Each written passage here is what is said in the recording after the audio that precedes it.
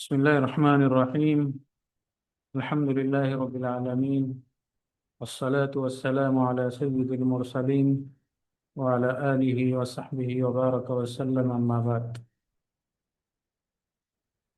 محترم خواتین، آپ جانتی ہی ہیں کہ گزشتہ ہفتے حضرت عائشہ رضی اللہ عنہا سے متعلق محاضرہ شروع ہوا تھا۔ اس کا ایک حصہ ہو چکا ہے۔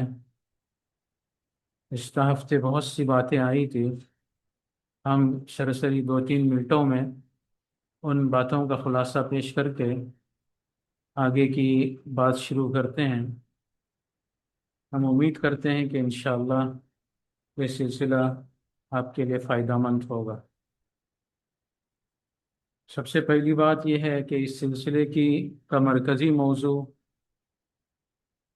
صحابیات دختران حوا کے لیے نمونہ، عورتوں کے لیے نمونہ، اس عنوان سے یہ سیریز چلے گی انشاءاللہ۔ اس میں سب سے پہلے حضرت عائشہ رضی اللہ عنہ سے متعلق گفتگو ہو رہی ہے۔ سب سے پہلی بات یہ آئی تھی کہ حضرت عائشہ رضی اللہ عنہ کا انتخاب سب سے پہلے کیوں کیا گیا؟ کیونکہ حضرت عائشہ امت اسلامیہ کی سب سے بڑی عالمہ، اسی طرح حضرت عائشہ رسول اللہ صلی اللہ علیہ وسلم کی سب سے چہیتی بیوی، اور تیسری خصوصیت یہ ہے کہ اپنے زمانے کی لیڈر اور قائدہ تھی، اور دیگر بہت سی خصوصیات آپ کے سامنے آئی تھی۔ پھر اس کے بعد بطور تمہید کے یہ بات بتائی گئی تھی کہ صحابہ اور صحابیات ہمارے لیے نمونہ کیوں ہیں۔ پھر حضرت عائشہ رضی اللہ عنہ اس امت کی تمام خواتین کے لیے نمونہ ہے۔ اس کے سلسلے میں بھی بعض باتیں آپ کے سامنے رکھی گئی تھی، خاص کر کے جیسے 3 خصوصیات شروع میں بتائی، ان پر تفصیلی گفتگو ہوئی تھی۔ پھر صحابہ کرام میں جو سب سے زیادہ حدیث روایت کرنے والے ہیں، ان میں حضرت عائشہ کا مقام 34 نمبر پر ہے، اس کی تفصیلات بھی بتائی جا چکی ہے۔ اور عائشہ رضی اللہ عنہ کی فضیلت کے سلسلے میں بہت سی احادیث آپ کے سامنے رکھی گئی اور بہت سے واقعات بتائے گئے تھے، اور اس سلسلے میں گفتگو آگے بھی آ رہی ہے۔ پھر حضرت عائشہ کے خاندان کے سلسلے میں تفصیلی گفتگو بھی، خاص کر کے حضرت ابوبکر صدیق رضی اللہ عنہ کے مقام و مرتبے کے سلسلے میں گفتگو ہوئی۔ قریش میں ان کا کیا مقام تھا، رسول اللہ صلی اللہ علیہ وسلم کے نزدیک ان کا کیا مقام تھا، امت مسلمہ کے نزدیک ان کا کیا مقام ہے، اس کی تفصیلات گزر چکی ہے۔ پھر حضرت عائشہ کی والدہ کون ہے، بھائی بہن کون ہیں، ان کی کیا اہمیت ہے، حضرت عائشہ کی پرورش کس گھرانے میں ہوئی، کس طرح ہوئی، اور کب پیدائش ہوئی، اور کس ماحول میں پیدائش ہوئی، کس ماحول میں ان کی پروان ہوئی، یہ تمام چیزیں گزر چکی ہیں۔ اسی طرح حضرت عائشہ کے 4 امتیازی پہلوؤں کو بھی بیان کیا گیا، معاشرتی اور ماحول اس زمانے کا جو تھا، اس جو حضرت عائشہ کی پیدائش کے بعد سے لے کر مکی زندگی میں ان کا جو ماحول تھا، اس پر بھی گفتگو ہوئی تھی، ان کے گھر کا خاص کر کے جو ماحول تھا۔ پھر ان میں جو شخصی خصوصیات پائی جاتی تھی، پھر رسول اللہ صلی اللہ علیہ وسلم سے شادی ہونے کے بعد انہوں نے کیسے اللہ کے رسول صلی اللہ علیہ وسلم سے فائدہ اٹھایا۔ پھر چوتھا پہلو اور خاص کر کے چوتھی خصوصیت، حضرت عائشہ کی زندگی میں بہت سے واقعات پیش آئے، ہجرت نبوی کے سلسلے میں تفصیل سے بیان کیا گیا۔ پھر واقعی عفق کے سلسلے میں بتایا گیا تھا کہ آگے اس کی تفصیلات آ رہی ہیں۔ آج انشاءاللہ اللہ کے رسول صلی اللہ علیہ وسلم ان سے کیسی محبت کرتے تھے، اس کے سلسلے میں شروع میں چند باتیں ہوں گی۔ سب سے پہلی بات یہ ہے کہ ایک واقعہ پیش آیا تھا اللہ کے رسول صلی اللہ علیہ وسلم کے زمانے میں، آگے اس کا تذکرہ آئے گا۔ حضرت عائشہ رضی اللہ عنہا کے سلسلے میں جو آیتیں نازل ہوئی، ان پر تفصیلی بات ہوں گی۔ آپ صلی اللہ علیہ وسلم سے حضرت عائشہ کتنی محبت کرتی تھی، ایک واقعے سے ہم اس کو سمجھ سکتے ہیں کہ اللہ کے رسول صلی اللہ علیہ وسلم نے ایک واقعہ رونما ہونے کی وجہ سے اپنی بیویوں سے ایک ماہ تک علیحدگی اختیار کی تھی۔ پھر اس کے بعد اللہ کے رسول صلی اللہ علیہ وسلم نے سب سے پہلے حضرت عائشہ کو اختیار دیا تھا، اللہ کی طرف سے جو اختیار دیا گیا تھا کہ یا تو تم دنیاوی زندگی کو اپناؤ یا اللہ کے رسول کا انتخاب کرو۔ تو اللہ کے رسول صلی اللہ علیہ وسلم حضرت عائشہ کے پاس سب سے پہلے آئے۔ یہ بھی اللہ کے رسول کی محبت ہے، اور اس سے بھی معلوم ہوتا ہے کہ حضرت عائشہ کا اتنا مقام تھا حضرت حضور صلی اللہ علیہ وسلم کی نگاہوں میں۔ اس وقت حضرت عائشہ نے جو جواب دیا، وہ جواب یہ تھا کہ میں آپ کے سلسلے میں کس سے مشورہ کروں؟ آپ کے سلسلے میں بھی میں کسی سے مشورہ کروں کہ آپ کا انتخاب کروں یا دنیا کا؟ یہ جواب دیا۔ اس کی تفصیلی واقعہ انشاءاللہ آگے آ رہا ہے۔ پھر اللہ کے رسول صلی اللہ علیہ وسلم اپنی بیویوں سے جو پیار کرتے تھے اس کے سلسلے میں حضرت عائشہ نے اپنے واقعات بیان کیے ہیں۔ گزشتہ ہفتے بتایا گیا تھا کہ حضرت عائشہ رضی اللہ عنہا نے آپ صلی اللہ علیہ وسلم کی خانگی زندگی سے متعلق بہت سی روایتیں کی ہیں۔ اگر حضرت عائشہ رضی اللہ عنہا یہ روایتیں نہ کرتی تو حضرت صلی اللہ علیہ وسلم کا جو خانگی پہلو ہے، جو گھریلو پہلو ہے، وہ شاید اتنا واضح نہیں ہوتا۔ حضرت عائشہ رضی اللہ عنہ اور اللہ کے رسول صلی اللہ علیہ وسلم کے درمیان جو محبت تھی، صرف حضرت عائشہ کے ساتھ نہیں تھی بلکہ تمام ازواج مطہرات کے ساتھ آپ صلی اللہ علیہ وسلم محبت اور پیار کے ساتھ پیش آتے تھے۔ اس کو حضرت عائشہ رضی اللہ عنہ اپنے واقعے کے طور پر بیان کر رہی ہیں کہ وہ کہتی ہیں کہ جب میں گلاس میں پیتی تو اللہ کے رسول صلی اللہ علیہ وسلم اسی جگہ منہ لگا کر پیتے جہاں میں نے پیا ہے۔ یہ شوہر اور بیوی کی محبت کی علامت ہوتی ہے، اور اس سے محبت میں اضافہ بھی ہوتا ہے۔ حضرت عائشہ اس سے آگے بڑھ کر کہتی ہے کہ حالت حیض میں بھی ہوتی اور میں گلاس لے کر پانی پیتی تو اسی جگہ سے اللہ کے رسول صلی اللہ علیہ وسلم پانی پیتے ہیں۔ یہ واضح کرنا مقصود تھا کیونکہ یہودیوں کے نزدیک جو عورت حائضہ ہوتی ہے اس کو بالکل الگ تھلگ رکھا جاتا ہے، اس کو مرد بالکل الگ کمرے میں رکھتے ہیں، اپنے ساتھ نہیں بٹاتے، اس کے ساتھ نہیں کھاتے۔ یہ عام ماحول تھا یہودیوں میں۔ اللہ کے رسول صلی اللہ علیہ وسلم نے اس کی مخالفت کر کے بھی دکھایا اور یہ بتایا کہ عورت کسی حال میں بھی ہو وہ محبت کے لائق ہے، اور اللہ کے رسول صلی اللہ علیہ وسلم نے حضرت عائشہ کے ساتھ یہ کر کے بتایا۔ اور یہ بھی حضرت عائشہ فرماتی ہے کہ میں جس برتن میں جس جگہ سے کھاتی اسی جگہ سے اللہ کے رسول صلی اللہ علیہ وسلم کھاتے، حالانکہ میں حالت حیض میں ہوتی، اور جس جگہ میں منہ رکھتی اسی جگہ منہ رکھ کے آپ صلی اللہ علیہ وسلم کھاتے تھے۔ یہ تمام تفصیلات حضرت عائشہ نے بتائی ہے کہ ازدواجی زندگی میں مرد اور عورت کو کس طرح رہنا چاہیے، کس محبت سے رہنا چاہیے، اللہ کے رسول صلی اللہ علیہ وسلم کو نمونہ اور قدوہ بتانا چاہیے۔ اور دوسری روایت میں حضرت عائشہ رضی اللہ عنہ فرماتی ہے کہ رسول اللہ صلی اللہ علیہ وسلم میری گود میں ٹیک لگا کر قرآن شریف کی تلاوت کیا کرتے تھے، اور اس وقت بھی کرتے تھے جب میں حالت حیض میں ہوتی تھی۔ تو یہ محبت کی باتیں حضرت عائشہ نے ہمارے لیے اور ہمارے لیے منتقل کی ہیں تاکہ آپ صلی اللہ علیہ وسلم کا جو خانگی نمونہ ہے وہ بھی ہمارے سامنے آئے۔ اور حضرت حضور صلی اللہ علیہ وسلم بھی حضرت عائشہ کی ہر بات سے واقف تھے، اور کب حضرت عائشہ راضی رہتی ہیں، کب حضرت عائشہ غصے میں رہتی ہے، یہ حضرت حضور صلی اللہ علیہ وسلم کو بھی معلوم تھا۔ حضور صلی اللہ علیہ وسلم نے حضرت عائشہ رضی اللہ عنہ سے ایک مرتبہ فرمایا، مجھ سے یہ بات پوشیدہ نہیں رہتی کہ تم کب غصے میں رہتی ہو اور کب تم مجھ سے راضی رہتی ہو۔ حضور صلی اللہ علیہ وسلم نے فرمایا کہ جب تم مجھ سے راضی رہتی ہو تو قسم کھاتے ہوئے کہتے ہو ورب محمد، محمد کے رب کی قسم، لیکن جب تم مجھ سے غصے میں رہتی ہو تو رب ابراہیم کی قسم کھاتی ہو یا رب کعبہ کی قسم کھاتی ہو۔ اللہ کے رسول صلی اللہ علیہ وسلم کو یہ کی طرف سے یہ محبت کی علامت اور نشانی ہے۔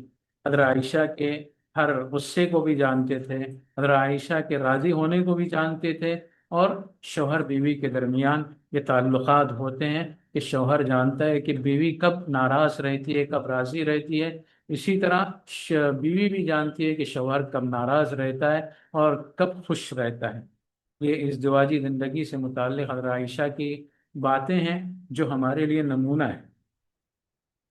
اور حضرت عائشہ رضی اللہ عنہا ایک مرتبہ حضور صلی اللہ علیہ وسلم سے کہنے لگی، اور حضرت عائشہ خود کہتی ہے کہ میں نے رسول اللہ صلی اللہ علیہ وسلم کو ایک مرتبہ بہت خوش دیکھا۔ جب شوہر خوش ہوتا ہے تو بیوی موقع سمجھتی ہے کہ شوہر سے کچھ حاصل کیا جائے۔ یہ انسانی فطرت ہے، عورت کی فطرت ہے، خوشی کو دیکھ کر اپنا مطالبہ رکھتی ہے تاکہ شوہر اس کا انکار نہ کر دے، بلکہ خوشی کے موقع پر خوشی خوشی اس کی بتائی ہوئی چیز دے دے۔ یہ انسانی فطرت ہے، اور عورت اس فطرت کو استعمال کرتی ہے۔ یہ کوئی غلط بات نہیں ہے، اچھی بات ہے۔ خوشی کو دیکھ کر شوہر سے مطالبہ رکھنا چاہیے تاکہ وہ خوشی خوشی دے اور اس کے لیے تکلیف کا باعث نہ بنے۔ حضرت عائشہ کہتی ہے کہ میں نے رسول اللہ صلی اللہ علیہ وسلم کو ایک مرتبہ بہت خوش دیکھا، لیکن حضرت عائشہ نے کیا مطالبہ کیا، یہ بھی بڑی سوچنے کی بات ہے۔ ہم کو بھی کیا مطالبہ کرنا چاہیے؟ دنیا کی چیزوں کا مطالبہ کرنا چاہیے، یا ایسا مطالبہ کرنا چاہیے جس کا فائدہ دنیا اور آخرت دونوں جگہ ہو؟ حضرت عائشہ کہتی ہے میں نے اللہ کے رسول صلی اللہ علیہ وسلم سے فرمایا، اللہ کے رسول میرے لیے اللہ سے دعا کیجیے۔ اس وقت آپ صلی اللہ علیہ وسلم نے ایک دعا فرمائی، اے اللہ ایسا عائشہ سے جو گناہ ہوئے ہیں اور جو بعد میں ہوں گے، جو چھپ کر ہوئے ہیں اور جو ظاہر میں ہوئے ہیں، ان کو معاف فرما۔ یہ جب اللہ کے رسول صلی اللہ علیہ وسلم نے دعا کی تو حضرت عائشہ رضی اللہ عنہا ہنس پڑی، ان کو بہت خوشی ہوئی، اور اتنا زیادہ انہوں نے ہنسا کہ ہنسنے کی وجہ سے ان کا سر انہی کی گود میں آ گیا، یعنی ہنستے ہنستے ان کا سر نیچے ہو گیا۔ حضرت صلی اللہ علیہ وسلم نے جب حضرت عائشہ کو بہت خوش دیکھا تو دریافت فرمایا کیا تمہیں اس سے خوشی ہوئی؟ حضرت عائشہ نے کہا کہ مجھے اس سے خوشی کیوں نہیں ہوگی، آپ نے میرے لیے اتنی عظیم اور زبردست دعا کی ہے، خوش ہونا ضروری ہے، میں کیوں خوش نہیں ہوں گی؟ تو اللہ کے رسول صلی اللہ علیہ وسلم نے ایک بات فرمائی، یہ بات ہم میں سے ہر امتی کے لیے ایک شرف ہے، عزت ہے، اللہ کے رسول کی طرف سے اعزاز ہے، اور یہ ہمارے لیے ایک بڑے بشارت اور خوشخبری۔ اللہ کے رسول صلی اللہ علیہ وسلم نے فرمایا یہ دعا میں اپنی امت کے لیے ہر نماز کے بعد کرتا ہوں۔ یہ ہمارے لیے بڑے شرف کی بات ہے۔ حضرت عائشہ جس دعا پر اتنی خوش ہوئی تھی کہ ان کو اپنے اوپر قابو نہیں رہا، کنٹرول نہیں رہا، وہ ہنستے اتنی زیادہ خوش ہوئی کہ وہ اپنے اوپر قابو نہیں رکھ سکی اور ان کا سر ان کی گود تک پہنچ گیا۔ تو ہم کو کتنا خوش ہونا چاہیے اس حدیث کو سن کر، سمجھ کر، اور یہ حدیث حضرت عائشہ رضی اللہ عنہا نے ہم تک پہنچائی۔ ہمیں ان کے حق میں بھی دعائیں کرنی چاہیے، ہر صحابی کے حق میں دعائیں کرنی چاہیے۔ تو یہ میری امت کے لیے ہر نماز کے بعد دعا ہے، یہ بہت بڑی بات ہے۔ حضرت عائشہ رضی اللہ عنہ کے سلسلے میں جیسے ہم لوگ جانتے ہیں کہ ان کی عمر بہت کم تھی، 6 سال کی عمر میں ان کی شادی ہوئی، 9 سال کی عمر جب ان کی ہوئی تو ان کی رخصتی ہوئی، یعنی اللہ کے رسول صلی اللہ علیہ وسلم کے گھر میں وہ آ گئیں۔ پھر 18 سال کی عمر میں حضور صلی اللہ علیہ وسلم کا انتقال ہوا، یعنی 9 سال حضرت عائشہ رضی اللہ عنہا رسول اللہ صلی اللہ علیہ وسلم کے ساتھ بیوی بن کر رہی، اور ان 9 سالوں کی مدت میں انہوں نے اتنا زیادہ علم حاصل کیا اللہ کے رسول صلی اللہ علیہ وسلم سے کہ کسی بھی عورت کو اتنا زیادہ علم حاصل نہیں ہوا۔ تو حضرت عائشہ کی عمر کا رسول اللہ صلی اللہ علیہ وسلم بڑا خیال رکھتے تھے، کیونکہ وہ چھوٹی تھی، 9 سال کی تھی، پھر اس کے 1-2 سال بعد 11 سال کی ہوئی ہوں گی، تو اللہ کے رسول صلی اللہ علیہ وسلم ان کی عمر کا خیال رکھتے تھے۔ ابھی آخر میں ہم بتائیں گے کہ 9 سال کے عمر میں اللہ کے رسول صلی اللہ علیہ وسلم کے وہ گھر میں آئی۔ اس پر بہت سے لوگ اعتراضات کرتے ہیں، کیا اعتراضات کرنا صحیح ہے یا اس کا جواب کیا ہو سکتا ہے؟ مختصراً اس پر بھی گفتگو کریں گے۔ تو اس عمر کا خیال رکھتے تھے، اس کے سلسلے میں 2 واقعات میں آپ کے سامنے رکھنا چاہوں گا۔ یہ واقعات حضرت عائشہ رضی اللہ عنہ خود بیان کرتی ہیں۔ یہ دو مرتبہ، دو واقعات ایک ایک مرتبہ نہیں ہوئے، بلکہ بار بار یہ واقعات رونما ہوئے، یعنی یہ واقعات کئی مرتبہ رونما ہوئے ہوں گے۔ بلکہ حضرت عائشہ رضی اللہ عنہ اس سلسلے میں بیان فرماتی ہیں کہ آس پاس کی میری عمر کی بچیاں میرے ساتھ گھر میں کھیلنے کے لیے آیا کرتی تھی۔ جب حضور صلی اللہ علیہ وسلم آتے تو شرما کر بھاگ جاتی، لیکن اللہ کے رسول صلی اللہ علیہ وسلم ان بچیوں کو بلا کر حضرت عائشہ کے پاس بھیجتے تھے تاکہ ان کا دل بہلا رہے۔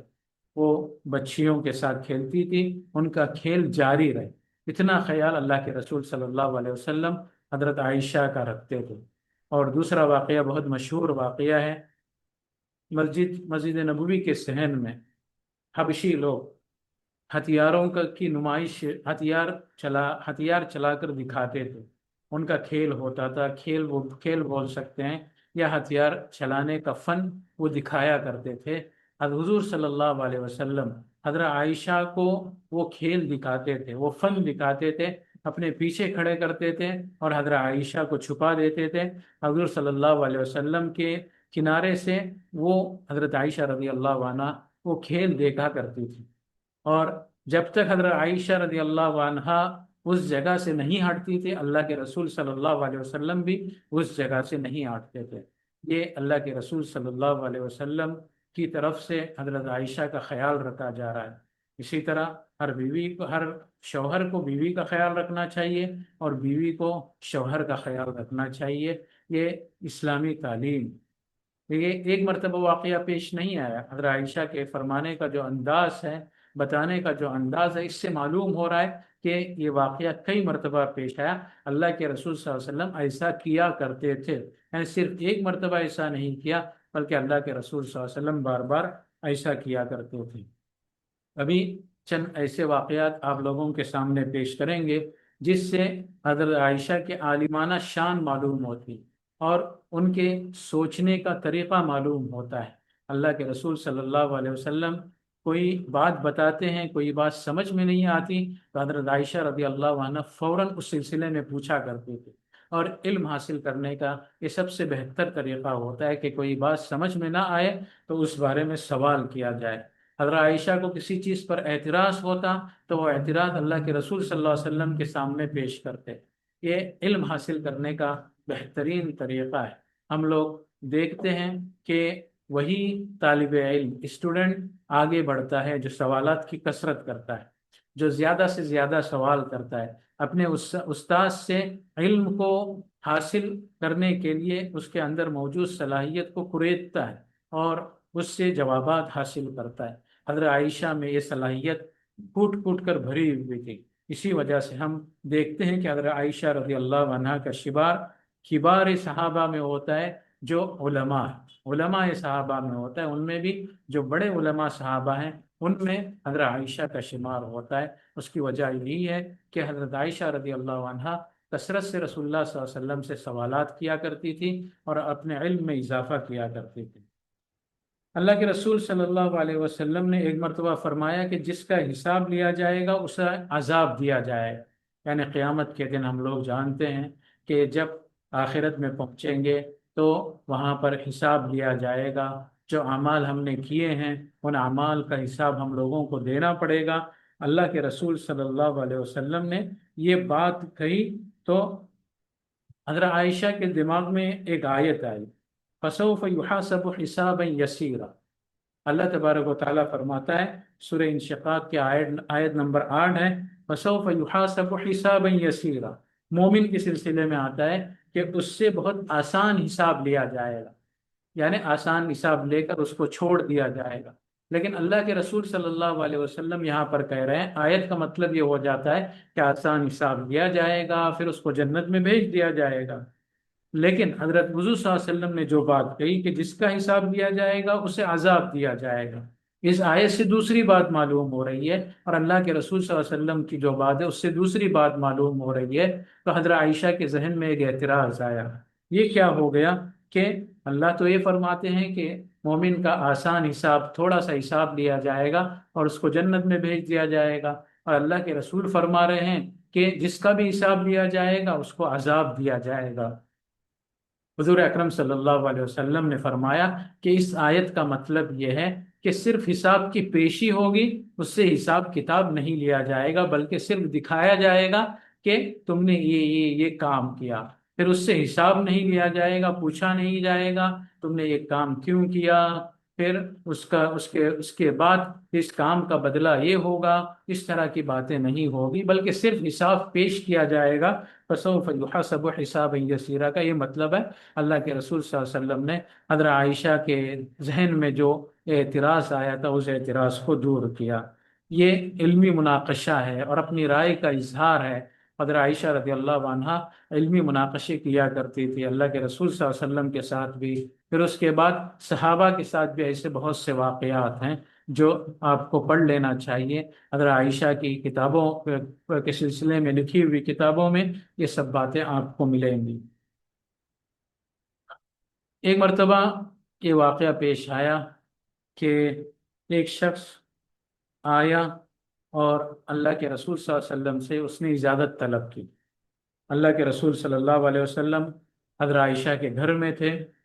اللہ کے رسول صلی اللہ علیہ وسلم نے حضرت عائشہ سے فرمایا کہ یہ اپنے قبیلے کا سب سے بدترین شخص، یہ بات کہی اور اس کو اجازت دے دی۔ جب وہ اندر آئے اللہ کے رسول صلی اللہ علیہ وسلم اس سے مسکرا کر اچھے انداز میں باتیں کرنے لگے اور بہترین انداز میں اس سے گفتگو کرنے لگے۔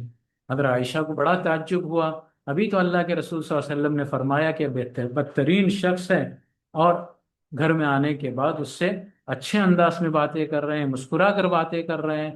ان کو تعجب ہوا، جو بدترین شخص ہوتا ہے، جیسا شخص ہوتا ہے اسی طرح اس کے ساتھ برتاؤ ہونا چاہیے۔ حضرت عائشہ کے ذہن میں یہ بات آئی۔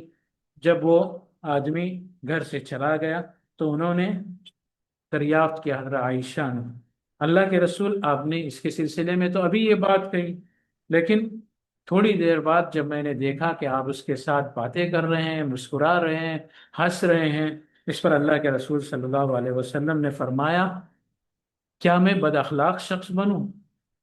بد اخلاق شخص بنوں؟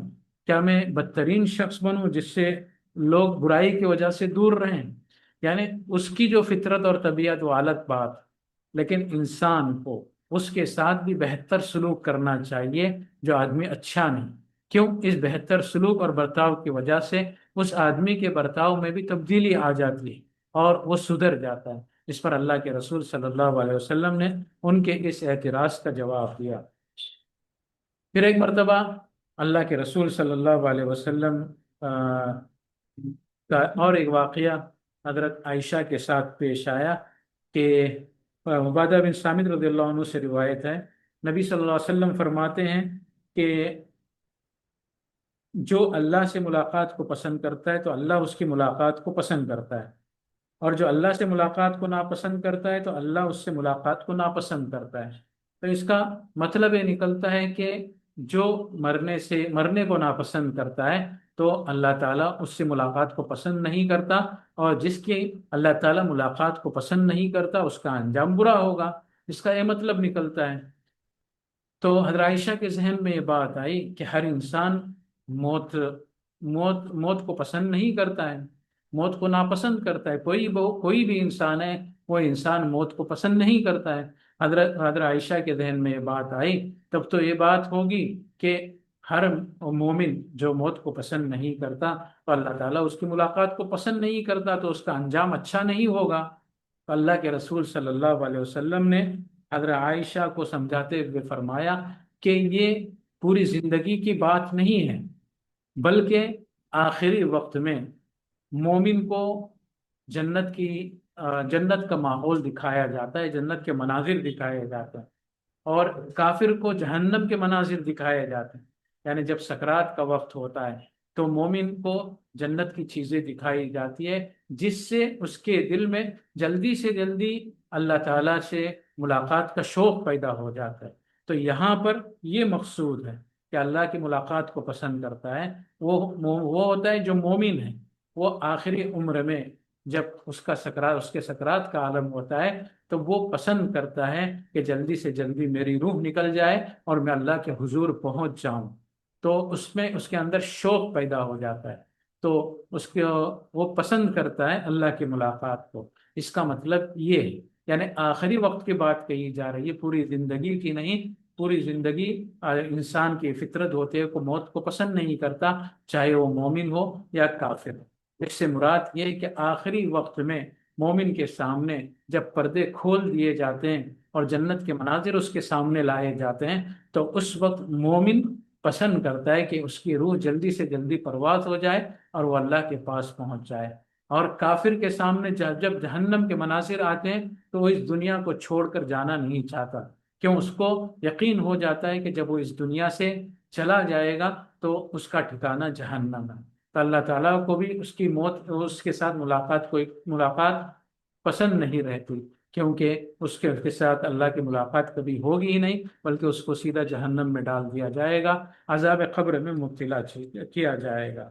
جو بھی شبہ حضرت عائشہ کے ذہن میں آتا وہ اللہ کے رسول کے سامنے رکھتی۔ یہ علمی مناقشہ ہوتا ہے، علمی بحث و مباحثہ ہوتا ہے۔ اور اسی طرح ایک مرتبہ ایک شخص حضرت عائشہ رضی اللہ عنہا کے پاس آئے اور انہوں نے کہا کہ میں تمہارا رضاعی چچا ہوں۔ رضاعی چچا ہوں یعنی جب کوئی عورت کسی کو دودھ پلاتی ہے اور اس کا چچا ہوتا ہے تو دودھ پینے پہ جس بچے نے دودھ پیا ہے وہ چچا اس دودھ پیتے بچے کا بھی چچا ہو جاتا ہے، یعنی اس کا چچا ہو یا جو بیوی جس نے دودھ پلایا ہے اس کے شوہر کا بھائی ہو، تو یہ سب رشتہ دار دودھ پینے والے بچے کے بھی رشتہ دار بن جاتے ہیں۔ یہ اسلامی اصول ہے کہ رضاعت کی وجہ سے بھی رشتہ داری ہوتی ہے، اور اس کی وجہ سے جیسے محارم ہوتے ہیں، جیسے عام رشتہ داری کی وجہ سے محارم ہوتے ہیں، رضاعت اور دودھ پینے کی وجہ سے بھی محارم ہوتے ہیں، یعنی جن کے ساتھ پردہ نہیں ہوتا۔ تو حضرت عائشہ رضی اللہ عنہ نے ان کو اندر آنے نہیں دیا، انہوں نے کہا کہ میں پہلے اللہ کے رسول صلی اللہ علیہ وسلم سے پوچھتی ہوں، اس کے بعد آپ کو آنے کی اجازت دوں گی۔ حضرت عائشہ کو اس سلسلے میں معلوم نہیں تھا۔ پھر حضرت عائشہ رضی اللہ عنہ حضور صلی اللہ علیہ وسلم کے پاس آئیں اور آپ سے دریافت کیا کہ فلاں شخص آئے ہوئے ہیں، وہ میرے رضاعی چچا ہیں، وہ اندر آنے کی اجازت مانگ رہے ہیں۔ تو اللہ کے رسول صلی اللہ علیہ وسلم نے فرمایا اس کو اندر آنے دیجئے، وہ آپ کے رضاعی چچا ہیں، وہ آپ کے لیے محرم ہے۔ لیکن حضرت عائشہ نے کہا کہ مجھے تو عورت نے دودھ پلایا ہے، تو عورت میری رشتہ دار ہوگی، تو یہ مرد کہاں سے رشتہ دار بنے گا؟ تو ان کے ذہن میں جو ایک اعتراض تھا، وہ اعتراض انہوں نے اللہ کے رسول صلی اللہ علیہ وسلم کے سامنے پیش کیے۔ تو اللہ کے رسول صلی اللہ علیہ وسلم نے فرمایا کہ جس طرح نسب سے رشتہ داری ہوتی ہے اسی طرح رضاعت اور دودھ پلانے سے بھی رشتہ داری ہوتی ہے۔ تو اس طرح کے بہت سے واقعات حضرت عائشہ کی زندگی میں ملتے ہیں، اس میں اور زیادہ تفصیل میں جانے کی ضرورت نہیں ہے۔ اور حضرت عائشہ رضی اللہ عنہ کے سلسلے میں بہت سے اس طرح کے واقعات ہیں، اور حضرت عائشہ رضی اللہ عنہ اپنی رائے بھی رکھا کرتی تھی اللہ کے رسول صلی اللہ علیہ وسلم کے سامنے۔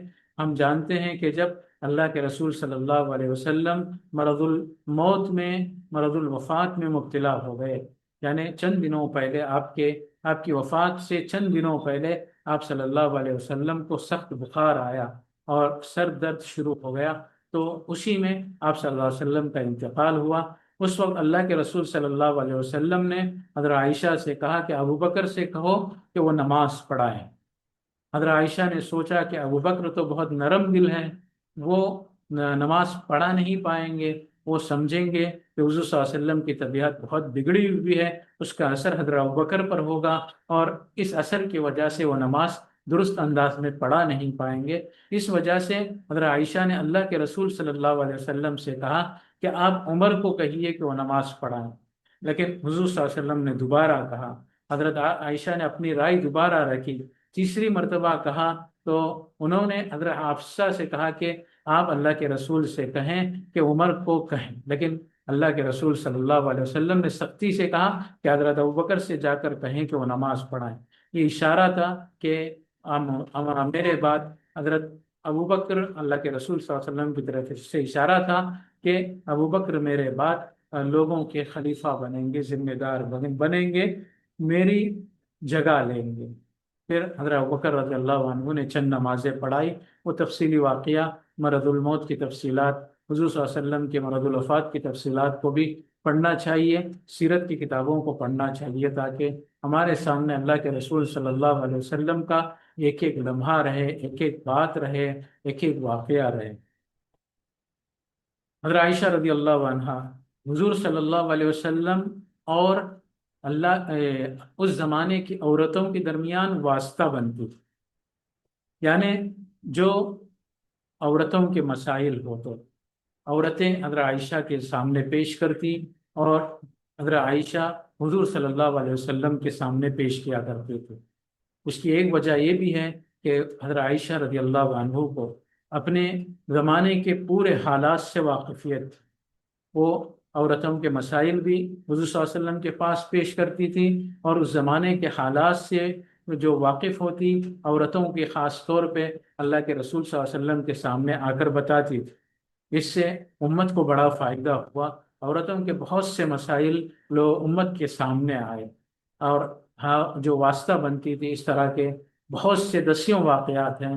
اس میں یہاں پر میں دو تین واقعات آپ لوگوں کے سامنے پیش کروں گا، تاکہ عورتوں کی ضرورتوں کو پیش کرنے میں حضرت عائشہ رضی اللہ عنہ کا کردار اور ان کی صلاحیت، قائدانہ صلاحیت معلوم۔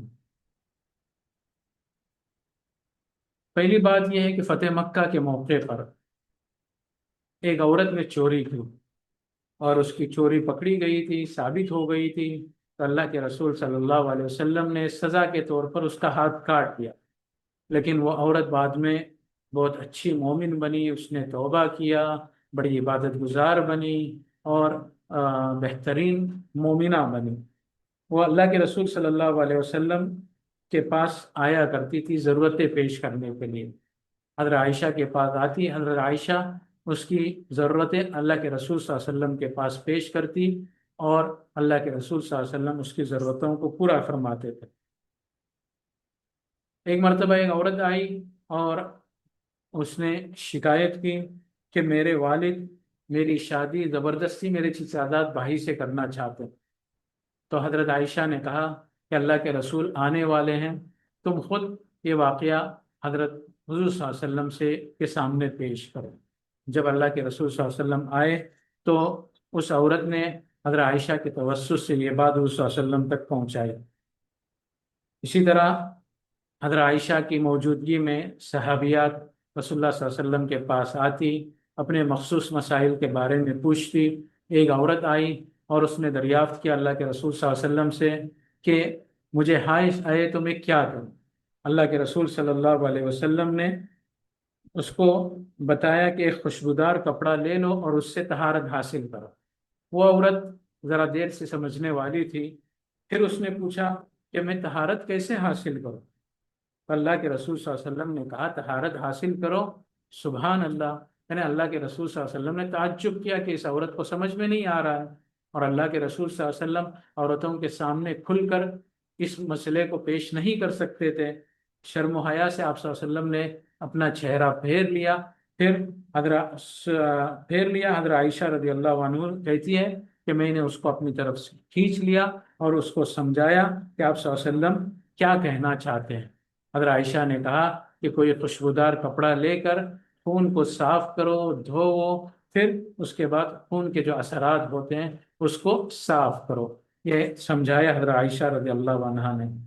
یہ ان واقعات سے ہم لوگوں کو معلوم ہوتا ہے کہ حضرت عائشہ رضی اللہ عنہا کیسی علم کی پیاس رکھتی تھی، اور انہوں نے اپنی علم کی پیاس اپنے شوہر حضرت محمد صلی اللہ علیہ وسلم سے کیسے بجھائی، اور اس کی وجہ سے حضرت عائشہ سے کتنا امت کو فائدہ ہوا۔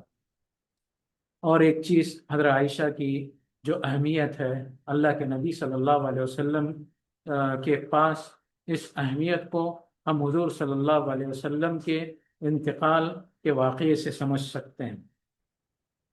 جب آپ صلی اللہ علیہ وسلم کی طبیعت بہت بگڑی اور آپ کا اٹھنا بیٹھنا دشوار ہو گیا، تو اللہ کے رسول صلی اللہ علیہ وسلم اپنے مرض الموت میں، مرض الوفات میں بار بار پوچھا کرتے تھے کہ کل میں کہاں رہوں گا۔ حضور صلی اللہ علیہ وسلم کی بیویاں تھیں، اللہ کے رسول صلی اللہ علیہ وسلم ہر بیوی کے پاس ایک دن رہا کرتے تھے، اور دوسرے دن دوسری بیوی کے پاس، اس طرح باری تھی، ہر بیوی کے لیے ایک دن تھا، تو ہر بیوی، تمام بیویوں سے گزرنے کے بعد اس پہلی بیوی کا نمبر آتا تھا۔ اور یہ باری اسلام میں ہر اس مرد کے لیے جس کی 2 3 4 بیویاں رہتی ہیں۔ اللہ کے رسول صلی اللہ علیہ وسلم اس میں کبھی کوئی کوتاہی نہیں کرتے تھے۔ اللہ کے رسول صلی اللہ علیہ وسلم بار بار پوچھتے تھے، کل کہاں رہوں گا، کل کہاں رہوں گا۔ آپ کا مقصد یہ تھا کہ حضرت عائشہ کا دن کب آ رہا ہے، لیکن حضرت عائشہ کی باری بہت بعد میں تھی۔ سلمہ رضی اللہ عنہ کو محسوس ہوا کہ حضرت عائشہ حضور صلی اللہ علیہ وسلم حضرت عائشہ کے گھر میں رہنا چاہتے ہیں۔ تو اللہ کے رسول صلی اللہ علیہ وسلم سے سلمہ رضی اللہ عنہ نے کہا، ہم جان گئے کہ آپ کس کے یہاں رہنا چاہتے ہیں، آپ عائشہ کے ساتھ رہنا چاہتے ہیں، ہم آپ کو اپنی طرف سے اجازت دیتے ہیں کہ آپ عائشہ کے گھر میں چلے جائیں۔ پھر وہاں پر باری ختم ہو گئی اور حضرت عائشہ رضی اللہ عنہا کے یہاں رسول اللہ صلی اللہ علیہ وسلم منتقل ہو گئے۔ ایک واقعہ پھر پیش آیا اسی وقت جب آپ مرض الوفات میں تھے۔ حضرت فاطمہ رضی اللہ عنہا حضور صلی اللہ علیہ وسلم کے پاس آئی۔ نبی صلی اللہ علیہ وسلم نے حضرت فاطمہ سے فرمایا کہ جبرائیل ہر سال ایک مرتبہ آتے ہیں اور قرآن دہراتے ہیں، لیکن اس سال حضرت جبرائیل 2 مرتبہ آئے ہیں اور انہوں نے 2 مرتبہ قرآن دہرایا۔ اس سے اللہ کے رسول صلی اللہ علیہ وسلم نے اشارہ کیا کہ میری وفات جلدی ہونے والی، اور اس کے بعد فرمایا میرے بعد اہل بیت میں سے سب سے پہلے تم میرے ساتھ آ کر ملو گی، یعنی پہلی وفات میرے بعد تمہاری ہوگی۔ اور ایسا ہی ہوا، چند مہینوں میں حضرت فاطمہ رضی اللہ عنہا کا انتقال ہوا، اور آپ صلی اللہ علیہ وسلم کے گھرانے میں سب سے پہلے انتقال کر جانے والی حضرت فاطمہ رضی اللہ عنہا تھی۔ یہ سن کر حضرت فاطمہ رضی اللہ عنہا رونے لگی کہ آپ کے جانے کا وقت آ گیا ہے۔ پھر اس کے بعد وہ ہنسنے لگی۔ ہنسی اس وجہ سے آئی کہ اللہ کے رسول صلی اللہ علیہ وسلم نے فرمایا، کیا تم اس بات پر راضی نہیں ہو کہ تم جنتی عورتوں کی سردار؟ آپ صلی اللہ علیہ وسلم نے فرمایا تو حضرت فاطمہ ہنسنے لگی۔ یہ باتیں حضور صلی اللہ علیہ وسلم اور حضرت فاطمہ کے درمیان ہو رہی تھی۔ حضرت عائشہ رضی اللہ عنہ دور سے دیکھ رہی، یہ باتیں حضرت عائشہ کے سامنے نہیں ہو رہی تھی۔ حضرت عائشہ دیکھ رہی تھی کہ ایک مرتبہ حضرت فاطمہ نے رو دیا اور دوسری مرتبہ ہنس دیا۔ جب وہ باہر آئی تو حضرت فاطمہ سے پوچھا کہ ایسا کیا ہو گیا کہ تم نے پہلی مرتبہ رو دیا اور دوسری مرتبہ تم نے ہنس دیا؟ تو حضرت فاطمہ نے کہا کہ یہ راز کی بات، انہوں نے یہ بات نہیں بتائی۔ جب رسول اللہ صلی اللہ علیہ وسلم کا انتقال ہوا تو حضرت عائشہ رضی اللہ عنہ تلاش میں رہتی تھی۔ حضرت عائشہ رضی اللہ عنہ کو شوق تھا ہر بات جاننے کا۔ اس شوق کی وجہ سے انہوں نے حضرت فاطمہ سے جا کر پوچھا کہ وہ واقعہ کیا ہوا تھا۔ اس وقت حضرت فاطمہ نے یہ بات بتائی کہ اللہ کے رسول نے پہلے یہ بتایا، اللہ کے رسول نے دوبارہ یہ بتایا۔ تو حضرت عائشہ کا یہ شوق تھا، اور آپ صلی اللہ علیہ وسلم کے آخری زمانے میں حضرت عائشہ کے گھر میں حضرت فاطمہ نے یہ آ کر حضرت فاطمہ کے ساتھ یہ باتیں ہوئی تھیں۔ عائشہ رضی اللہ عنہ کی ایک بڑی خصوصیت یہ ہے کہ جب رسول اللہ صلی اللہ علیہ وسلم کا انتقال ہوا، انتقال کے وقت انسانوں میں صرف حضرت عائشہ وہاں پہ موجود تھی، فرشتے موجود تھے، فرشتوں کی بڑی تعداد موجود تھی، لیکن انسانوں میں صرف حضرت عائشہ رضی اللہ عنہ موجود تھی۔ اور آپ صلی اللہ علیہ وسلم کی روح قبض ہوئی جب آپ صلی اللہ علیہ وسلم کا سر مبارک حضرت عائشہ رضی اللہ عنہ کے سینے پر تھا، گردن اور سینے کے بیچ میں تھا۔ اسی حالت میں حضور صلی اللہ علیہ وسلم کی وفات ہوئی۔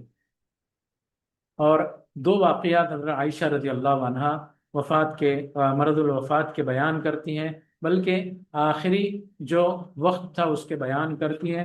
ایک واقعہ یہ کہ اللہ کے رسول صلی اللہ علیہ وسلم کی یہ عادت تھی کہ اللہ کے رسول صلی اللہ علیہ وسلم معوذات یا معوذات یعنی سورہ فلق اور سورہ ناس، قل اعوذ برب الفلق اور قل اعوذ برب الناس پڑھ کر اپنے اوپر درم کرتے تھے اور پورا ہاتھ اپنے جسم پر پھیرتے تھے۔ اللہ کے رسول صلی اللہ علیہ وسلم کا یہ معمول تھا، لیکن مرض الوفات میں آپ صلی اللہ علیہ وسلم پر اتنی نقاہت تھی، کمزوری تھی کہ آپ صلی اللہ علیہ وسلم یہ عمل نہیں کر رہے تھے۔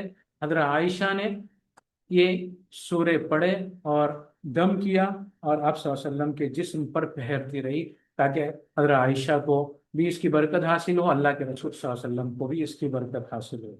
اور ایک واقعہ بیان کرتے ہیں حضرت عائشہ کہ عبد الرحمن ان کے بھائی وہ آئے، ان کے ہاتھ میں مسواک تھی۔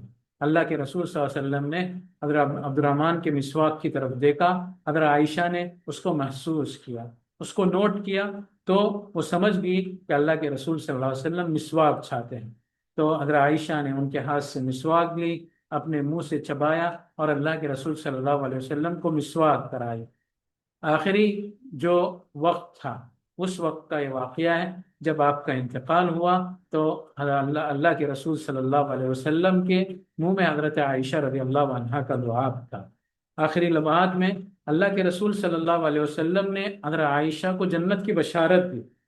یہ حدیث میں نے پہلے بھی آپ لوگوں کو بتائی ہے، اور ایک مرتبہ بتاتا ہوں، اس سے آپ لوگوں کو محسوس ہوگا، معلوم ہوگا کہ اللہ کے رسول صلی اللہ علیہ وسلم حضرت عائشہ سے کتنی محبت کرتے تھے، حضرت عائشہ کا کتنا بڑا مقام تھا ان کے نزدیک۔ حضرت عائشہ بیان کرتے ہیں کہ رسول اللہ صلی اللہ علیہ وسلم نے فرمایا، میرے لیے میں نے موت کو آسان اس وجہ سے پایا کہ میں نے تمہیں جنت میں اپنی بیوی دیکھا۔ اور دوسری روایت میں یہ بھی ہے کہ میرے لیے موت اس لیے ہلکی ہوئی کہ میں نے جنت میں تمہارے ہاتھ کی سفیدی دی۔ تو اس سے واضح طور پر حضرت عائشہ کے لیے جنت کی بشارت ہے۔ ان تمام چیزوں سے ہم سمجھ سکتے ہیں کہ حضرت عائشہ رضی اللہ عنہا کتنی اہمیت رکھتی تھی اللہ کے رسول صلی اللہ علیہ وسلم کے لیے۔ یہ حضرت عائشہ کی زندگی، ان کے علمی ذوق اور شوق، علمی مناقشوں اور رائے رکھنے کی جو صلاحیت ہے، اور اسی طرح عورتوں کی سفیر بننے کے سلسلے میں جو باتیں ہوئی، اور آخری لمحات میں حضرت عائشہ کے ساتھ حضرت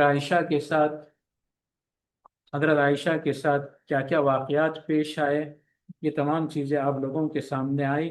ابھی ہم جو واقعات حضرت عائشہ کے ساتھ ان کی شخصیت کو نکھارنے کے لیے پیش آئے، جیسے میں نے بتایا عفق کا واقعہ پیش آیا، اس کے سلسلے میں چند باتیں کریں گے انشاءاللہ جلدی۔ اور اس میں حضرت عائشہ کی برات کی آیتیں نازل ہوئی، سورہ نور کی 11 سے لے کر 20 آیتیں نازل ہوئی، اور اس سے پہلے کی بھی جو آیتیں ہیں 1 سے لے کر 10 تک، ان آیتوں کا تعلق بھی جو معاشرے کے اخلاقی باتیں ہوتی ہیں ان سے متعلق ہے، خاص کر کے زنا سے متعلق اور زنا کے الزام لگانے سے متعلق۔ اسی طرح کوئی شوہر اپنی بیوی پر زنا کا الزام لگاتا ہے تو اس وقت کیا کیا جاتا ہے، تو یہ تمام باتیں شروع کی 10 آیتوں میں ہیں، پھر 11 سے لے کر 20 آیتیں حضرت عائشہ رضی اللہ عنہا کے برات کے سلسلے میں آئی، پھر اس کے بعد والی بھی چند آیتیں اسی واقعے سے متعلق ہیں۔ تو یہ عفق کا واقعہ پیش آیا تھا، اس واقعے پر تھوڑی سی روشنی ڈالتے ہیں، اس کی وجہ سے امت کو کیا فائدہ ہوا، اس واقعے کی وجہ سے اس پر بھی روشنی انشاءاللہ ڈالیں گے، کیونکہ ان آیات میں اللہ تبارک و تعالیٰ نے اس واقعے کو خیر کے لفظ سے یاد کیا، اس کو خیر کا، یہ خیر امت کے لیے کیسے ہوا، اس پر ہم لوگ بات کریں گے انشاءاللہ۔ سب سے پہلے عفق کے معنی آتے ہیں الزام تراشی، بہتان تراشی۔ حضرت عائشہ رضی اللہ عنہا پر منافقین نے زنا کا الزام لگایا، زنا کا بہتان لگایا تھا، یہ بہت بڑا بہتان تھا۔ اس میں سب سے پہلے ہم لوگوں کو جاننے کی ضرورت ہے کہ مدینے میں نفاق کے کیا اسباب تھے۔ جو منافقین کا سردار تھا وہ عبداللہ ابن ابی تھا۔ عبداللہ ابن ابی کو مدینے والے بادشاہ بنانے والے تھے، اوس اور خزرج والے اپنا بادشاہ بنانے والے تھے، لیکن جب اللہ کے رسول صلی اللہ علیہ وسلم مدینے میں آئے تو اس کو بادشاہ بنانے کا جو پلان تھا وہ ختم ہو گیا۔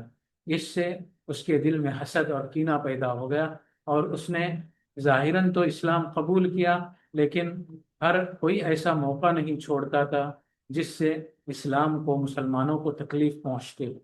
اس کے ساتھ بہت سے جو منافقین تھے، بہت سے ایسے لوگ تھے جن کے دل کمزور تھے، ان کی سوچ کمزور تھی، وہ اس وجہ سے ہدایت کو قبول نہیں کر سکے تھے، لیکن مسلمانوں کی کثرت ہونے کی وجہ سے اپنے آپ کو مسلمان ظاہر کر رہے تھے، اس کے ساتھ شامل ہو گئے اور اس کے فتنوں کے شکار ہو گئے، اور وہ بھی اسلام اور مسلمانوں کو ستانے کا، بدنام کرنے کا ہر موقع کی تلاش میں رہا کرتے تھے۔ انہوں نے یہ مدینہ کے یہودیوں کے ساتھ خفیہ معاہدے بھی کیے، تو ایک موقع ان کو ہاتھ لگا بنو مستلق میں، غزوہ بنو مستلق پیش آیا تھا۔ اس غزوے کے موقع پر ان کو یہ موقع ہاتھ آیا۔ واقعہ یہ ہوا، اور احادیث میں آتا ہے کہ اللہ کے رسول صلی اللہ علیہ وسلم جب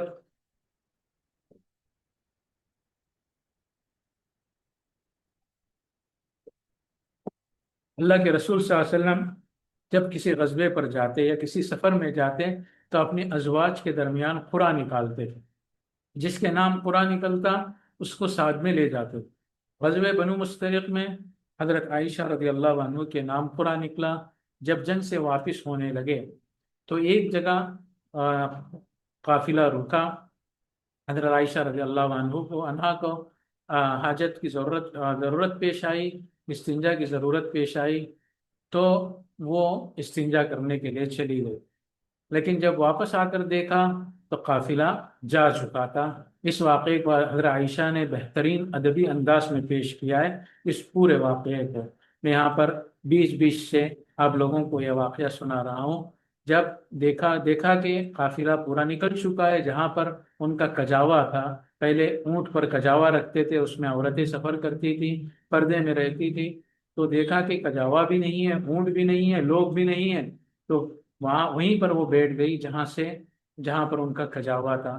اور ان کو معلوم تھا کہ جب اللہ کے رسول صلی اللہ علیہ وسلم دیکھیں گے کہ عائشہ نہیں ہے تو تلاش کرنے کے لیے کسی کو بھیجیں گے یا خود آئیں گے، پھر اس کو لے کر چلے جائیں گے۔ حضرت عائشہ رضی اللہ عنہ نے یہ سوچ کر اسی جگہ حضرت عائشہ بیٹھ گئی۔ اس زمانے میں رواج تھا کہ پورا قافلہ چلا جاتا تھا، پوری فوج چلی جاتی تھی، پیچھے چند لوگ رہتے تھے یا کوئی آدمی رہتا تھا دیکھنے کے لیے کہ کچھ چیز چھوٹ تو نہیں گئی، کوئی آدمی رہ تو نہیں گیا۔ تو حضرت صفوان بن معطل سلمی رضی اللہ عنہ اس موقع پر یہ کام کے ذمہ دار تھے۔ وہ پیچھے سے آئے کہ دیکھا حضرت عائشہ کو، حضرت عائشہ کو دیکھ کر پہچان گئے، کیونکہ پردے کے حکم کے نازل ہونے سے پہلے انہوں نے حضرت عائشہ کو دیکھا تھا۔ حضرت عائشہ نے اپنا چہرہ چھپایا، تو پھر حضرت صفوان بن معطل سلمی رضی اللہ عنہ حضرت عائشہ کو لے کر حضور صلی اللہ علیہ وسلم کے پاس پہنچ، تو اس واقعے کا بڑا ہنگامہ کیا منافقین نے۔ کئی دنوں تک حضرت عائشہ کو اس واقعے کے بارے میں معلوم نہیں رہا۔ حضرت عائشہ بیمار ہو گئی تھی سفر سے آنے کے بعد، لیکن کسی طرح ان کو معلوم ہو گیا۔ بڑا تفصیلی واقعہ، آپ کو پڑھنا چاہیے واقعہ۔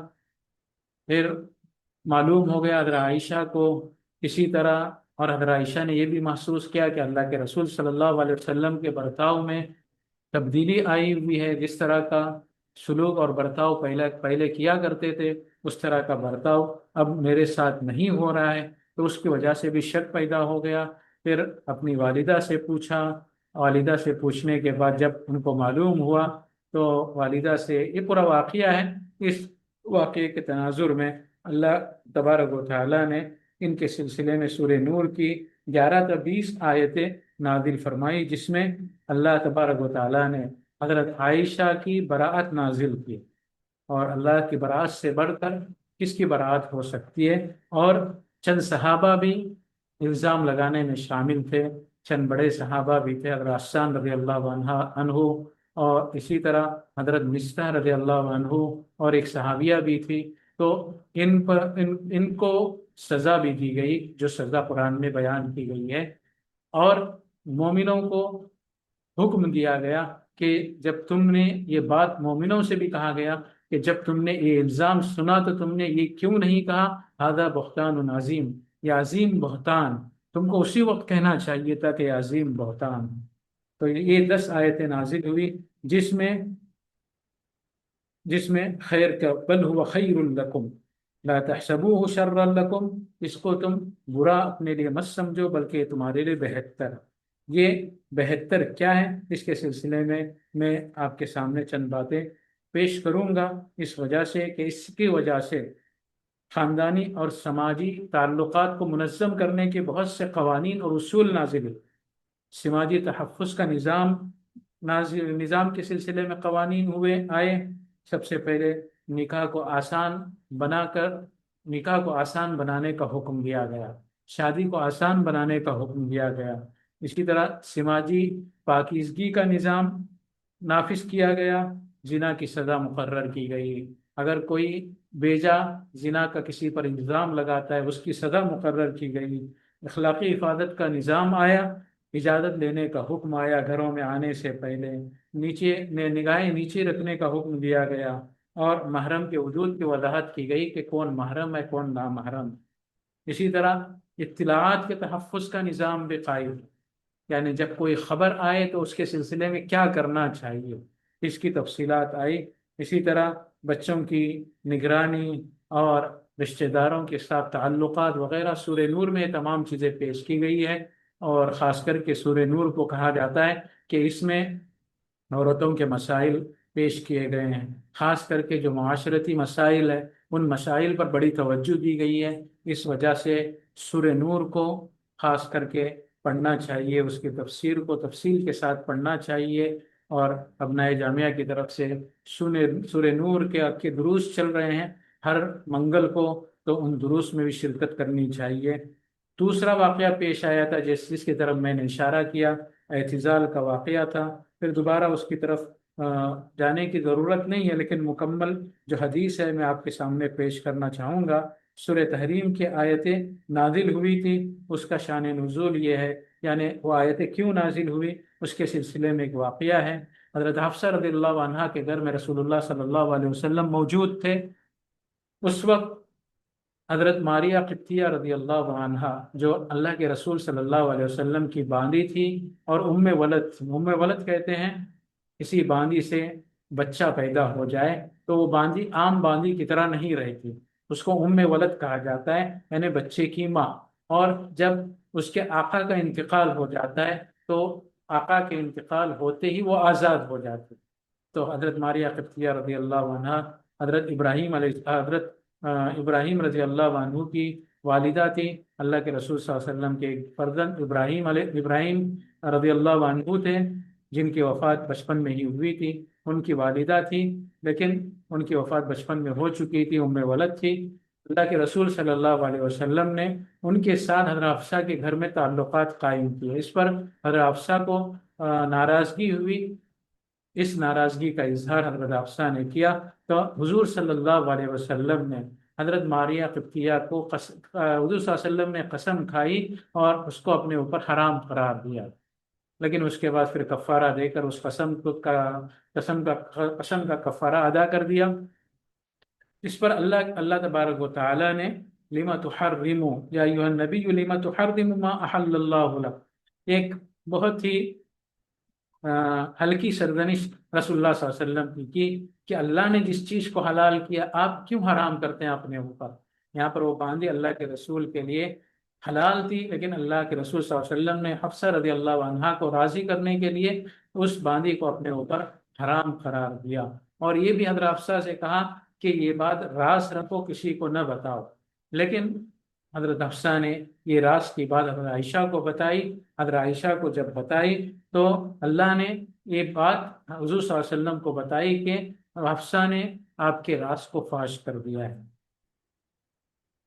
تو اللہ کے رسول صلی اللہ علیہ وسلم تو یہ آیتیں نازل ہوئی، ان آیتوں میں اعتزال اور پھر اس کے بعد جو تخیر کا واقعہ ہم نے آپ کو بتایا کہ حضرت عائشہ رضی اللہ عنہا نے اللہ کے رسول صلی اللہ علیہ وسلم کو ترجیح دی، دو میں سے ایک انتخاب کرنے کا اللہ تبارک و تعالیٰ نے فیصلہ سنایا کہ دو میں سے کسی ایک کا انتخاب کیا جائے، یا تو دنیاوی زندگی کا یا رسول اللہ صلی اللہ علیہ وسلم کا۔ حضرت عائشہ رضی اللہ عنہا نے وہ بات کہی جو پیچھے ہم نے بتائی۔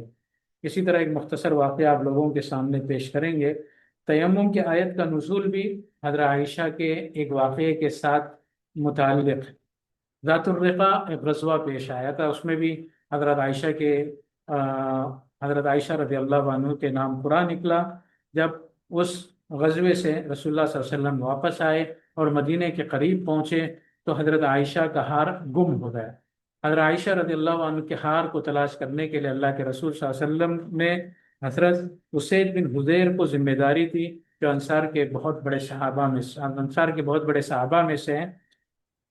وہ ہار تلاش کرتے کرتے رات کا وقت گزر گیا، لوگوں کے پاس وضو کرنے کے لیے پانی نہیں بچا، صبح کا وقت ہو گیا، وضو کا وقت آیا، پانی نہیں رہا، تو اس پر تیمم کی آیت نازل ہوئی۔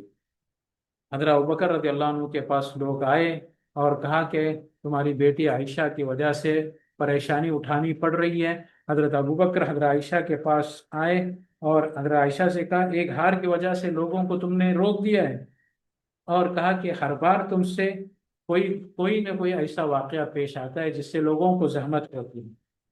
تو صبح کو تیمم کی آیت نازل ہوئی تو حضرت ابوبکر رضی اللہ عنہ حضرت عائشہ کے پاس آئے اور ان سے کہا کہ تمہارے ساتھ جو بھی ناپسندیدہ بات پیش آتی ہے تو اللہ تعالیٰ اس میں مسلمانوں کے لیے خیر پیدا فرماتا ہے، یہ تیمم مسلمانوں کے لیے خیر ہے۔ اور حضرت اسید بن حضیر نے ابوبکر سے کہا آل ابوبکر یہ تمہاری پہلی برکت نہیں کہ کوئی واقعہ پیش آیا، کوئی زحمت ہوئی تو اللہ تبارک و تعالیٰ نے اس کے بدلے میں رحمت نازل فرمائی۔ پھر وہ ہار وہیں پر ملا جہاں پر اونٹ بیٹھا ہوا تھا، اس کا حضرت عائشہ کے اونٹ کو اٹھایا گیا تو وہ ہار وہاں پر موجود تھا۔ یہ حضرت عائشہ سے متعلق باتیں تھیں، اور 2 منٹ باقی ہیں۔ اس میں ایک بات، جیسے کم سنی میں نکاح پر اعتراض کیا جاتا ہے، اس کے سلسلے میں 2-3 باتیں صرف اشارہ کروں گا۔ پہلی بات یہ ہے کہ اسلام میں شادی کے لیے بلوغ شرط نہیں، قرآن مجید میں اس کو بیان کیا گیا ہے۔ دوسری بات یہ ہے کہ عربوں کا جو علاقہ ہے وہاں کی آب و ہوا بہت گرم ہے، اور وہاں پر غیر معمولی نشو و نما ہوتی ہے، یعنی بچیاں بہت جلدی بڑی ہوتی، اور وہاں پر بلوغت 7-8 سال میں بلوغت ہوتی، وہاں پر عام بات ہے۔ اور ایک چھوٹے بچے کی 9 سال کی جو مسئلہ ہے، حضرت عائشہ کی ایک ہی کی شادی کا واقعہ نہیں ملتا ہے، اس زمانے میں بہت سے واقعات ملتے ہیں۔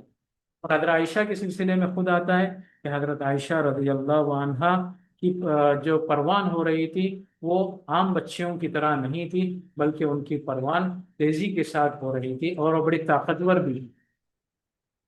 اسی طرح ہم لوگ جانتے ہیں آج کل جو یورپ اور امریکہ کا حال ہے، اس کے سلسلے میں جانتے ہیں کہ وہاں پر زنا کتنا عام ہے۔ 7-8-9 سال کی عمر میں زنا وہاں پر عام ہے۔ اس کے بہت سے سروے ایسے آتے ہیں جس میں بتایا جاتا ہے کہ بڑی تعداد اس عمر میں زنا کا شکار ہو جاتی ہے، یعنی جو ازدواجی تعلقات قائم کرنے کی عمر ہوتی ہے 9 سال، وہ کوئی چھوٹی عمر نہیں ہے عربوں کے اعتبار سے، اور اس میں کسی اعتراض کی کوئی گنجائش نہیں۔ اور بہت سی باتیں اس سلسلے میں کی جا سکتی ہے، اس کے دلے میں بھی آپ لوگوں کو معلومات حاصل کرنی چاہیے۔